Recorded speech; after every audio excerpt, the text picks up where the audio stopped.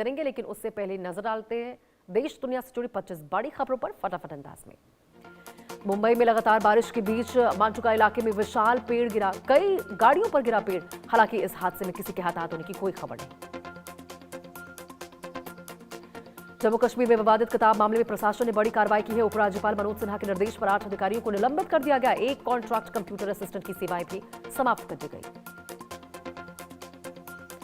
महाराष्ट्र में सरतन से जुड़ा डांस विवाद को लेकर मामला गर्मा। बीजेपी नेता किरीट स्वामैया स्कूल पहुंचे और मामले का जायजा लिया। उन्होंने स्कूल की मान्यता पर गंभीर सवाल उठाते हुए दावा किया है कि संस्था बिना मान्यता के संचालित हो रहा है। ईरान के वरिष्ठ सैन्य अधिकारी अहमद वाहिदी को लेकर फिर चर्चाएं तेज हो गई है। सोशल मीडिया पर सामने आई नई तस्वीरों में वो सार्वजनिक रूप से नजर आए हैं। वो पूर्व सुप्रीम लीडर अली खामनेई के अंतिम संस्कार में ताबूत के पास दिखाई दिए। दिल्ली दंगों से जुड़ी बड़ी साजिश मामले में उमर खालिद और सरजील इमाम को राहत नहीं मिली है। करकरजुमा कोर्ट ने दोनों की जमानत याचिका पर एक बार फिर से खारिज कर दी। कोर्ट ने आज ही सुनवाई के बाद फैसला सुरक्षित रख दिया। दिल्ली में गायक मोहम्मद आसिफ को जान से मारने की धमकी मिलने का मामला सामने आया है। गैंगस्टर दीपक नांदल पर धमकी लगने का आरोप है। विदेश में बैठे गैंगस्टर की ओर से रंगदारी मांगने की भी बात सामने आई। मध्य प्रदेश के सीहोर में आवारा कुत्तों का आतंक देखने को मिला है। 5 साल की एक मासूम बच्ची पर 4 से 5 आवारा कुत्तों ने हमला कर दिया। पूरी घटना पास में लगे सीसीटीवी कैमरे में कैद हो गई। गुरुग्राम की सड़क पर हाई वोल्टेज ड्रामा देखने को मिला है। 2 युवकों के बीच गाड़ियों की टक्कर के बाद विवाद इतना बढ़ गया कि मारपीट शुरू हो गई। मौके पर पुलिस पहुंची, लेकिन दोनों युवक आपस में भिड़ते रहे। बिहार के बीजेपी विधायक राजू कुमार सिंह को सजा सुनाई गई है। दिल्ली की अदालत ने गैर इरादतन हत्या के मामले में उन्हें 4 साल की कैद सजा सुनाई है। साथ ही 25 लाख रुपए का जुर्माना भी लगाया गया। बिहार के बेगूसराय से बड़ी खबर सामने आई। अतिक्रमण हटाने पहुंची प्रशासनिक टीम के खिलाफ दुकानदारों में भारी नाराजगी देखने को मिली है। बुलडोजर कार्रवाई के विरोध में लोग सड़क पर उतरे। संयुक्त अवामी एक्शन कमेटी ने कल बड़े प्रदर्शन की घोषणा की। पाकिस्तान सरकार के खिलाफ विरोध प्रदर्शन करने का ऐलान किया। संगठन ने कहा कि वो सरकार के सामने नहीं झुकेगा। भुवनेश्वर के कई हिस्सों में बारिश हुई है, जिससे मौसम में ठंडक आ चुकी है और लोगों को उमस भरी गर्मी से राहत मिली।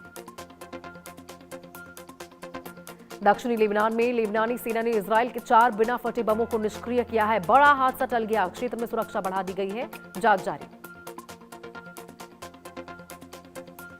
ईरानी मीडिया सरकारी मीडिया का बयान, खामनेई के अंतिम संस्कार के साथ महान खामनेई युग की शुरुआत। तेहरान में अंतिम विदाई के लिए उमड़ी भारी भीड़।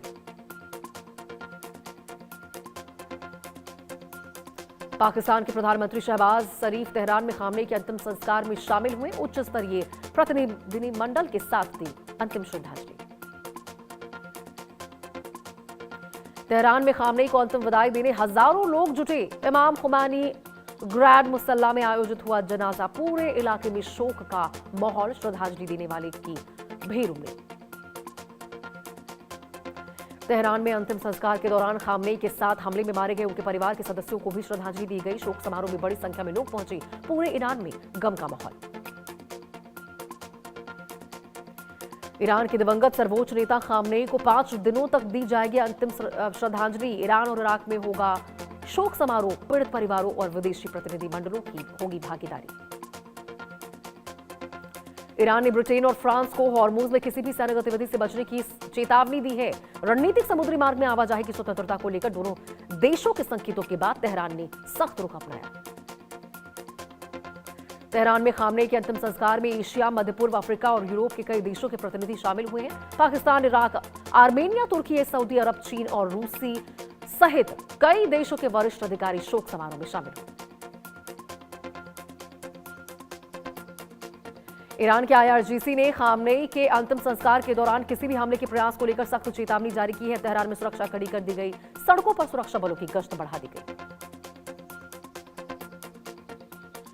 शंघाई सहयोग संगठन, इस्लामिक सहयोग संगठन और डेवलपिंग 8 जैसे अंतर्राष्ट्रीय संगठनों के प्रतिनिधि खामनेई के अंतिम संस्कार में शामिल हुए। तेहरान में चल रही शोक समारोह को मिला अंतर्राष्ट्रीय कूटनीतिक महत्व। ईरान ने खामनेई के अंतिम संस्कार में आने वाले श्रद्धालुओं के लिए 5000 से अधिक स्कूल और 40 से 50,000 कक्षाएं खोली है। प्रशासन के अनुसार 1 करोड़ से अधिक लोगों के पहुंचने की संभावना है। 100 से ज्यादा देशों के प्रतिनिधियों के शामिल होने की उम्मीद। फारस की खाड़ी में समुद्री गतिविधियां तेज हो चुकी है। ओमान तट के पास 8 से अधिक जहाजों के वापस लौटने की खबर है। शुक्रवार से शनिवार के बीच कई जहाजों ने अपना निर्धारित रूट बदल दिया।